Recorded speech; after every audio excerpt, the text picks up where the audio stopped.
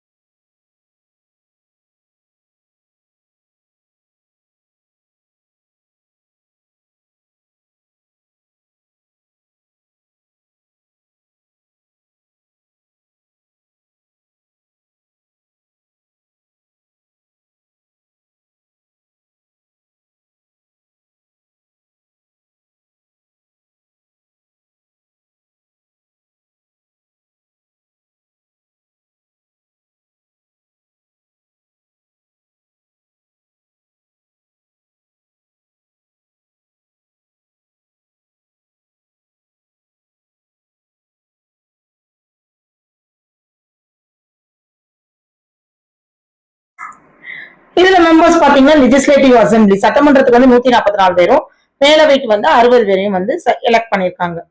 அப்போ இதுல வந்து என்ன பண்ணிருக்காங்க பாத்தீங்கன்னா, செப்பரேட்டா எலக்டரேட் தனி வாக்கெடுப்பு யாருக்கலாம்னா சிக்கிம், சீக்கியர்ஸ் இருப்பாங்க இல்லைங்களா, ஷீக் பீப்புள்ஸ் அவங்களுக்கு, அடுத்தது வந்து கிறிஸ்டியன்ஸ், ஆங்கிலோ இந்தியன்ஸ், யூரோப்பியன்ஸ் இவங்களுக்கு எல்லாம் செப்பரேட் எலக்டரேட் வந்து கொடுக்குறாங்க.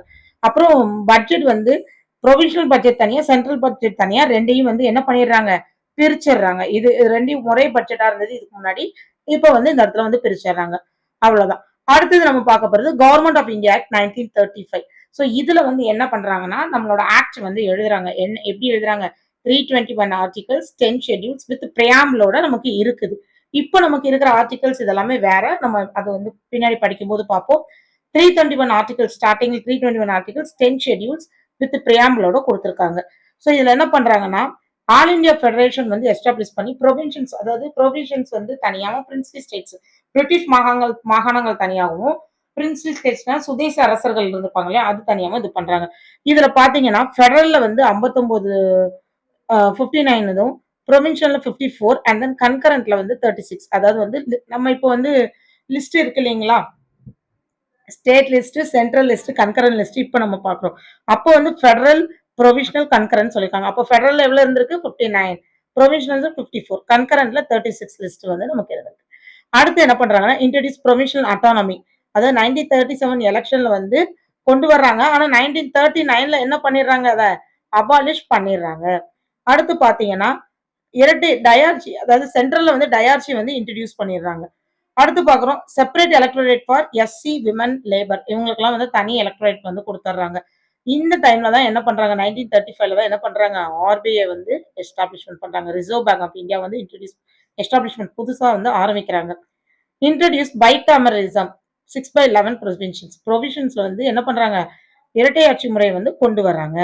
அடுத்தது கவுன்சில் ஆஃப் இந்தியா வந்து என்ன பண்றாங்க, அபாலிஷ் பண்ணிடுறாங்க. ஏன்னா அவங்களோட சேலரி பாத்தீங்கன்னா ஃபுல்லா நம்ம அவங்க ஒர்க் பண்றது, இருந்து ஒர்க் பண்றது எல்லாமே இங்கிலாந்துல. But they are getting salary. அவங்க சேலரி வந்து என்னன்னு இந்தியால இருந்து எடுக்கிறாங்க. அதனால அதை ஃபுல்லா மூட சொல்லிடுறாங்க. அடுத்து பார்த்தோம் அப்படின்னா ஃபெடரல் கோர்ட்ஸ் வந்து இன்ட்ரடியூஸ் பண்றாங்க. Federal public service commission and then provincial public commission introduce பண்றாங்க. அடுத்து பாத்தீங்கன்னா ஜாயிண்ட் பப்ளிக் கமிஷன். இது எல்லாமே எதுல கொண்டு வராங்க, இந்தியன் கவர்மெண்ட் ஆக்ட் 1935ல கொண்டு வராங்க. அடுத்து பார்த்தோம் அப்படின்னா அதுக்கப்புறம் நமக்கு நிறைய இது நடந்திருக்கும். நம்ம ஐஎன்எம்ல படிப்போம். சைமன் கமிஷன் வர்றது, குவிட் இந்தியா மூவ்மெண்ட், அதாவது வெள்ளையனை வெளியேறு இலக்கியக்கம், இதெல்லாம் வந்து நிறைய நம்ம வந்து ஐஎன்எம்ல பார்ப்போம். இப்ப நம்ம ஆக்ட் மட்டும் பாக்குறதுனால அடுத்து இதை பார்ப்போம். சரிங்களா.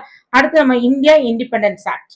இது யார் வந்து 1947ல கொடுக்குறாங்க அப்படின்னு பாத்தீங்கன்னா, லார்ட் அட்லி அனௌன்ஸ் பண்றாரு. அதாவது பிப்ரவரி 20, 1947ல அனௌன்ஸ் பண்றாங்க. ஜூன் 30க்குள்ள 1948 ஜூன் 30க்குள்ள நாங்க உங்களுக்கு ஃப்ரீடம் கொடுத்துருவோம் அப்படின்னு சொல்றாங்க. அதோட பிரிட்டிஷ் ரூல் வந்து என்ன ஆயிரும், இந்தியால முடிஞ்சிரும் அப்படின்னு சொல்றாங்க. பார்ட்டிஷன் ஆஃப் இந்தியா, இந்தியாவை பார்ட்டிஷன் பண்றதுக்காக லார்ட் மவுண்ட் பேட்டனை வந்து அங்க இருந்து இங்க அனுப்பியிருக்காங்க. அவரோட பிளான தான் வந்து நம்ம ஜூன் 3 பிளான் அப்படின்னே சொல்லுவோம். அதாவது இந்தியா பாகிஸ்தான் ரெண்டையும் என்ன பண்றாங்க, பிரிச்சு அவங்களுக்கு தனி சுதந்திரமாகவும் நமக்கு தனி சுதந்திரமாகவும் கொடுத்துட்றாங்க. அடுத்து பாத்தீங்கன்னா last governor general of India யாருன்னு பாத்தீங்கன்னா லார்ட் மவுண்ட் பேட்டன். அவர் தான் நமக்கு லாஸ்ட் கவர்னர் ஜெனரல்.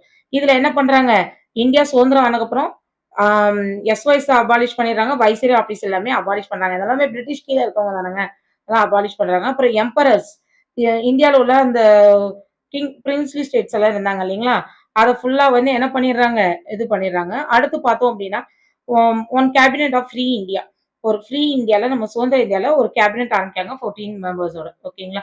ஸோ இவ்வளவுதான் நமக்கு ஹிஸ்டாரிக்கல் பேக்ரவுண்ட். இது மூலயமா தான் அதாவது இதெல்லாம் தான் நம்ம வந்து கடந்து வந்த பாதைகள்.